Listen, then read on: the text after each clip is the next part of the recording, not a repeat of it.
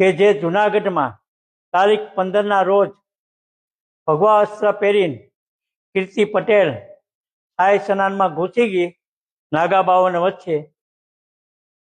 એને એમ કહે છે કીર્તિ કે હું બધાને જોઈ લઈશ.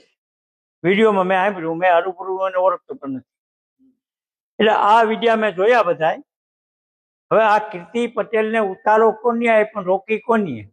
આ મારો પ્રશ્ન છે સરકારશ્રીને.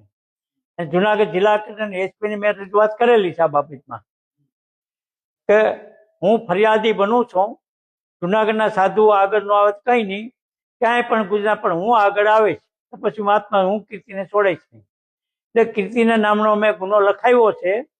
અને એ મારે એસપી આઈને કલેક્ટર આઈને બધે વાત થઈ ગઈ છે, એની તપાસ ચાલુ છે. હવે આજકાલ ગાડી પકડવા જાય જ્યાં અહીં છે ત્યાં. અત્યારે એ હજી ભવનાથમાં મળી નથી. હવે મારી પાસે એવા રિપોર્ટ છે, પણ કદાચ આને અમદાવાદ કે સુરત જાય, ત્યાંથી પકડી આવશે અને એની રિમાન્ડની માંગણી થાય, એને મારકૂટ થાય. મને ઓફિસર ઉપર ખાસ વિશ્વાસ છે, કેમ ઓફિસરોને મેં આશીર્વાદ આપ્યા છે. ઓફિસરો બને ત્યાં સુધી આ સનાતન ધર્મનું ખરાબ નહીં કરે, પૂરો વિશ્વાસ હિન્દુ છે.